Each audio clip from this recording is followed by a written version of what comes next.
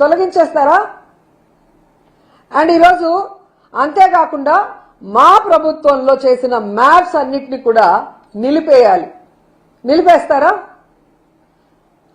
అలాగే నేను ఆయన్ని సూటిగా ఒకటే అడుగుతున్నా, మేం తప్పు చేశాం, జగనన్న తప్పు చేశాడు ఈ రీసర్వే భూముల రీసర్వే విషయంలో అంటున్నారు కదా, మరి అది తప్పైనప్పుడు దాన్ని ఎందుకు కంటిన్యూ చేస్తున్నారు?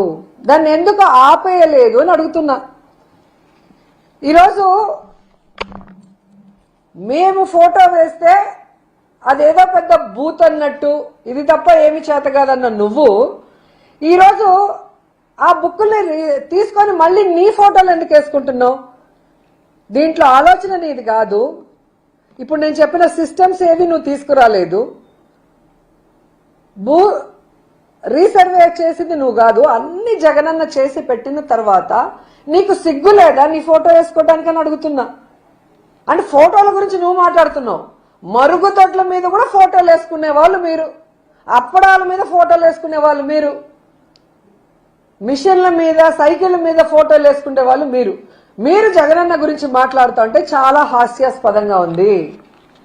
ఈరోజు మీరు డబ్బు కట్టుకోలేమో, మేం చేశాం భూముల రీసర్వే, అసలు ఈ ల్యాండ్ టైటింగ్ ప్రయత్నాలు అసలు సూపర్ అని నువ్వు చెప్పుకోవాలి. కానీ జగనన్న చెప్పుకోకపోయినా జగనన్న గురించి నువ్వెళ్ళిన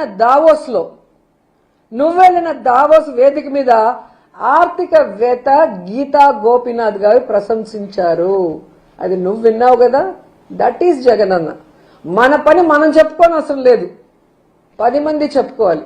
ఈరోజు నువ్వు చేశాను, నువ్వు డబ్బా కొట్టుకోవటమే తప్ప అది చేసింది జగనన్న విషయం ఆర్థికవేత్తలందరికీ తెలుసు. కాబట్టి వాళ్ళు పబ్లిక్ గా ఈరోజు జగనన్నని అభినందిస్తున్నారు. ఇప్పటికైనా సిగ్గు తెచ్చుకోమని మీకు తెలియజేసుకుంటున్నా.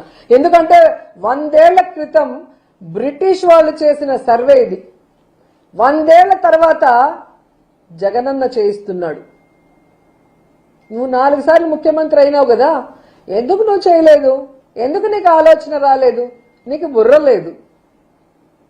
ఎవరన్నా చేసిన దాన్ని నేను చేశానని చెప్పుకోవడానికి తప్ప నువ్వుగా నీ బుర్రలో నుంచి ఒక ఆలోచనతో ప్రజలకి మంచి చేయాలి అని చెప్పి ఏం తెచ్చావు ఒకటి చెప్పమని నేను అడుగుతున్నా.